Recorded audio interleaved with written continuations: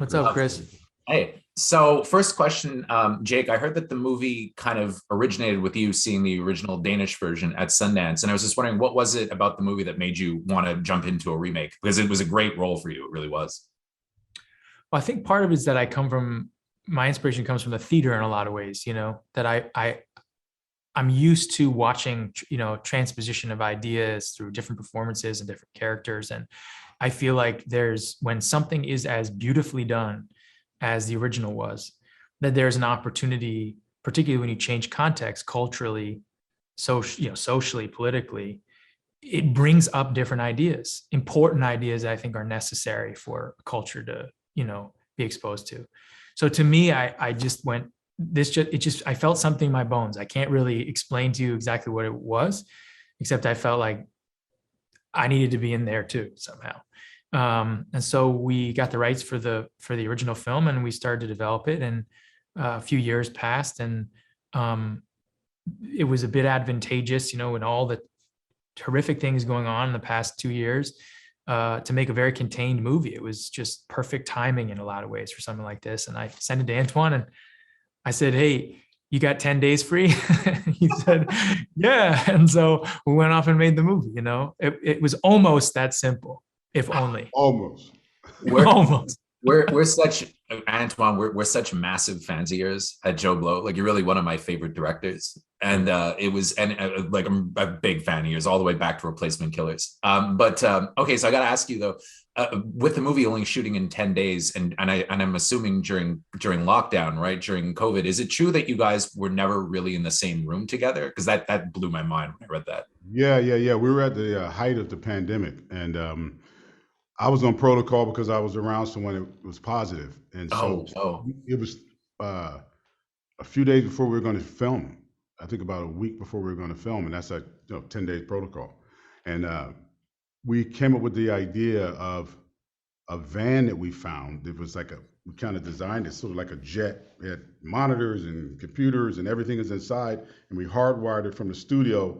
And I was stuck in the van. Jake was on the stage, and we had all of our communication happen that way. I had a God mic, I had a God, what do you call a spy cam. I had everything around me, and I literally was in the same position as Joe. I couldn't move, I couldn't leave the van. He couldn't leave the studio. I mean, it was very bizarre, but it was something about the energy made sense for the movie. Yeah. You know what I mean? In a weird way. And when I was able to leave the van, I didn't want to leave the van. And Jake was like, "Are you coming to the set?" I was like, "I must stay in the van," But it turned out to be really a challenge, but also really inspiring, because a lot of people came together to make it happen. I mean, Jake and his team and my team and the crew. I mean, it was amazing. And when you think about it, people were putting their lives at risk at the height of COVID, and they were trusting us to protect them and keep everyone safe. And so there was a sense of urgency to get it done in a short period of time and get everyone home safe, and also try to make the best film, obviously. So that's it was daunting but exciting, to do. I thought it was amazing. I watched it the other night, and I thought it was. I love the cinematography. You could feel like almost like your character breathing coming out of the screen, right? Because it's so tight and so intimate. But I They love had the. fogged up a couple lenses, like because my face. They were like, "That take was good, but the entire lens is fogged, so we're gonna have to do that again." I really no.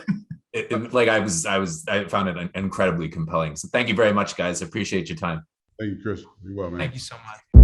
911, this is emergency operator 625. I've just been robbed. Okay, sir, I need to know where you are. Last name? Is this the fire department? No, ma'am, you've reached 911, but I can connect you to fire. Just hold the line. What does she look like? She was tall, pink hair, in heels. Hey, man, can you tell me how long it's gonna take? 911, what is the address of your emergency? I just want to talk to you. Okay, I'm hanging I'm up. just out for a drive, sweetie, okay? Is there someone with you? Uh-huh. Does the person you're with know you called us? No. Who do they think you called? Your child? Yes, sweetie. Does the person you're with have a weapon? Yes. I need the color of the car, okay? When I say the right one, say it's fine. Red? White? It's fine. Is it a car?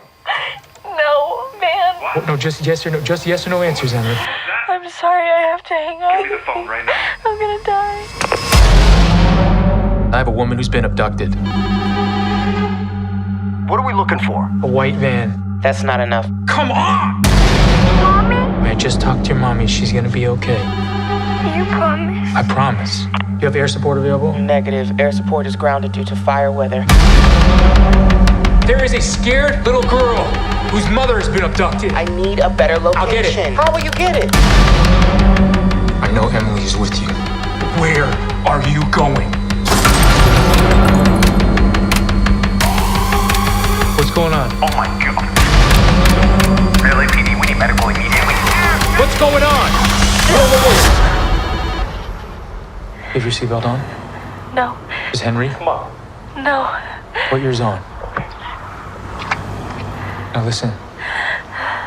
I need you to pull the handbrake hard. Pull it.